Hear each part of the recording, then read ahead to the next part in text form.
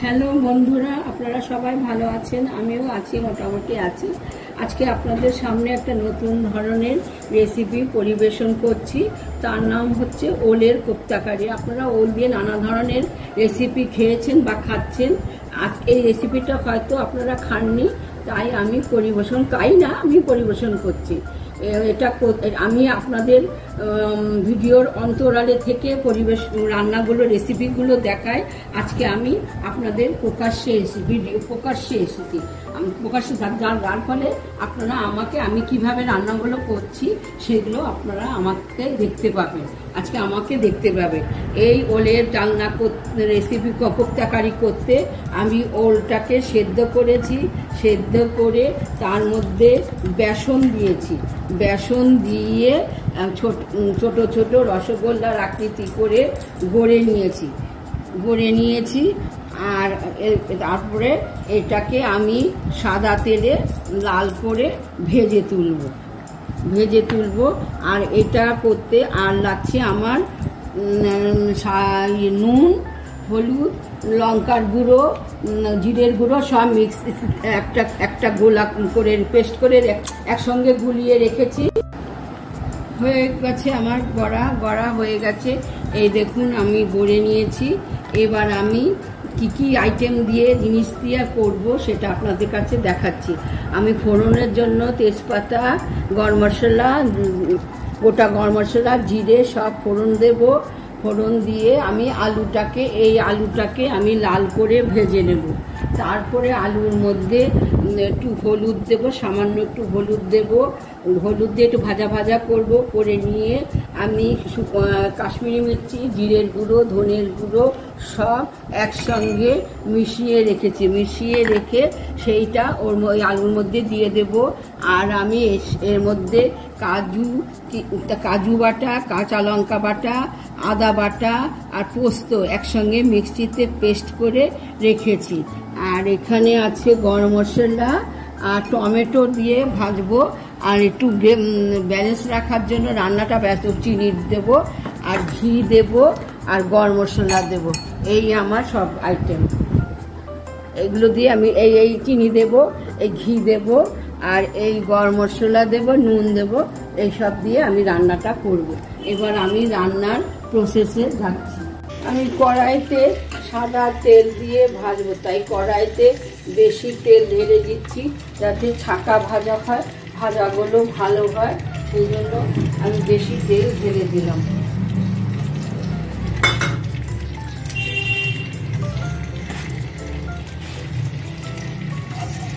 তেলটা গরম হলে ওই বলগুলো ছেড়ে দেবো এর মধ্যে। হয়ে গিয়েছে। এবার আমি আঁচটাকে একটু কমিয়ে একে ভেজে নেব।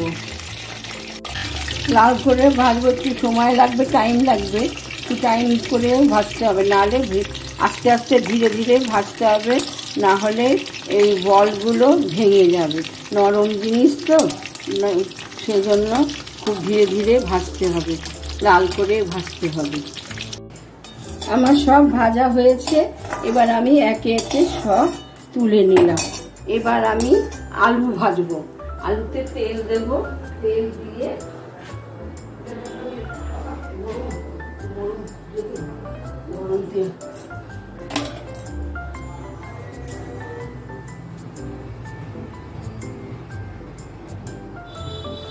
এখানেই রাখি।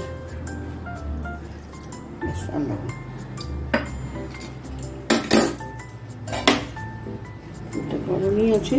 এবার আমি আলুটা ভাজবো। এই আলুটা ছেড়ে দিচ্ছি।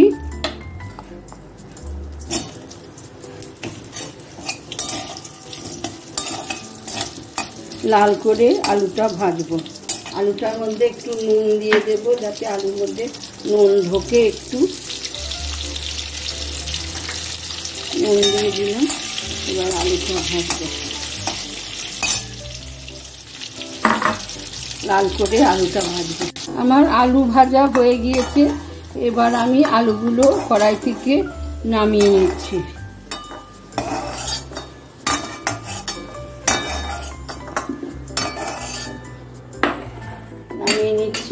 আমি একটু বেশি তেল আছে তো, আজকালকার দিনে বুঝতেই পারছেন বেশি তেল খাওয়া ভালো না, ওই জন্য আমি তেলটা একটু কমিয়ে নিলাম।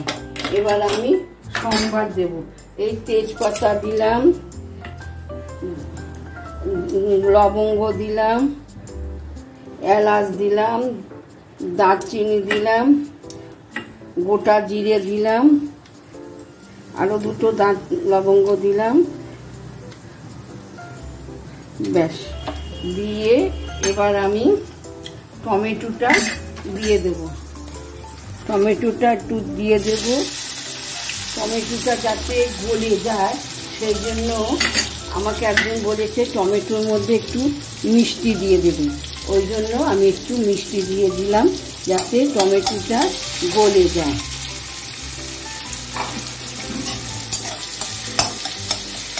এবার আমি সমস্ত মশলা যে একসঙ্গে পেস্ট করা ঠিক না, মানে একসঙ্গে জল দিয়ে গুলিয়ে রেখেছি সেটা আমি দিয়ে দিচ্ছি, কষার জন্য দিয়ে দিচ্ছি। এবার একটু নুন দিচ্ছি, নুন অল্প করে দিচ্ছি, কেন নুনের ব্যাপার তো বুঝতেই পারছেন, বেশি হয়ে গেলে ভালো লাগে না, কম থাকলে তাও দেওয়া যায়, কিন্তু বেশি হলে ভালো লাগে না। এবার আমি যে পেস্ট করে রেখেছি কাজু, তারপরে কাঁচা লঙ্কা, আদা, তারপরে মানে পোস্ত সব পেস্ট করে রেখেছি সেটা আমি দিয়ে দিলাম গ্রেভিটা করার জন্য। একটু দইও দিলাম যাতে জিনিসটা ভালো হয়। এবার আমি খালি ধরে রাখি, এবার আমি খালি কষতে থাকবো।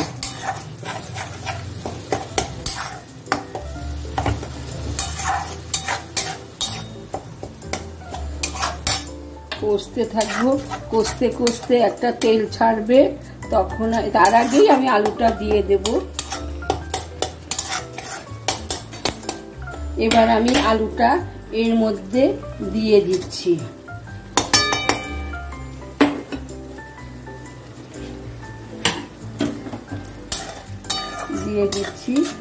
দিয়ে সমানে কষতে থাকবো।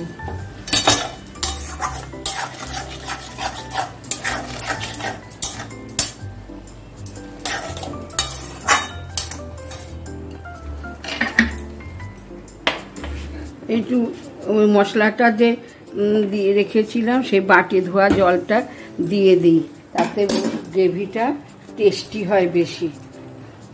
এই বাটি ধোয়া জলটা দিয়ে দিলাম।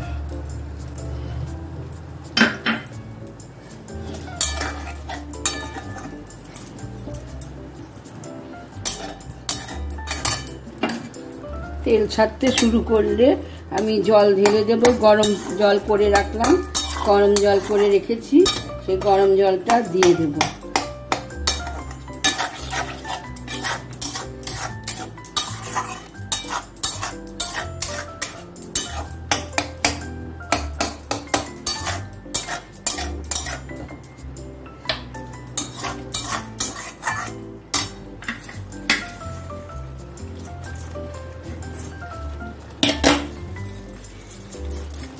চিনিটাও দিয়ে দিলাম যাতে ব্যালেন্স ঠিক থাকে, অনেকে পরেও দেয়, আমি আগে দিলাম, সেটা যার যা রুচি। বুঝতে এই তো তেল ছাড়তে শুরু করেছে, দেখেছো তেল ছাড়তে শুরু করেছে, তেল ছাড়তে শুরু করে দিয়েছে। এবার আমি গরম জলটা দিয়ে দেবো এর মধ্যে।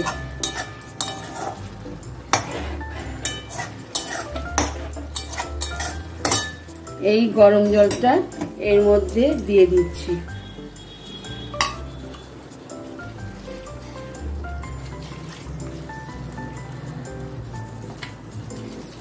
ব্যাস, গরম জলটা দিয়ে দিয়েছি। আলুটা সেদ্ধ হয়ে গেলে আমি বড়াগুলো নামানোর ঠিক 1 মিনিট আগে দেব, কেন নরম জিনিস তো গলে যেতে পারে, ওই জন্য। এখন এটা ঝোলটা ফুটুক, তারপরে আমি আমার রান্না।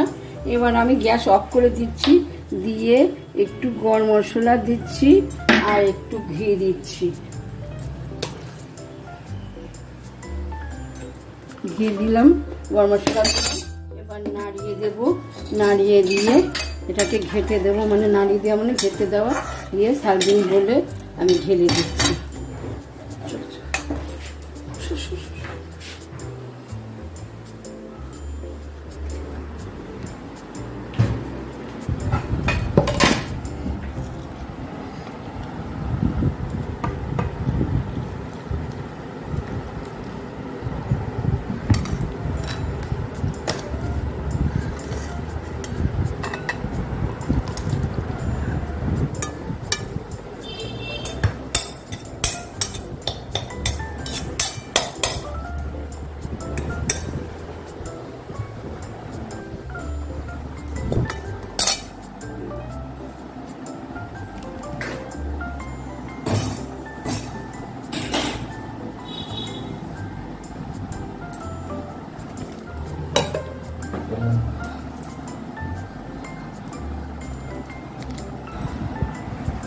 হয়ে গিয়েছে আজকে আমার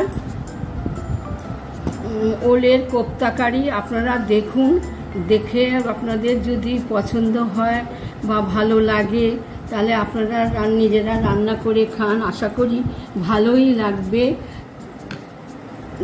লাগবে। এবার আপনারা আমাকে বেশি করে সাবস্ক্রাইব করবেন, কমেন্টস দিবেন, ভালো ভালো লাইক দেবেন, শেয়ার করবেন, ভালো ভালো কমেন্টস লিখবেন, যাতে আমি আরও বেশি করে উৎসাহিত হই বা করতে পারি। নমস্কার।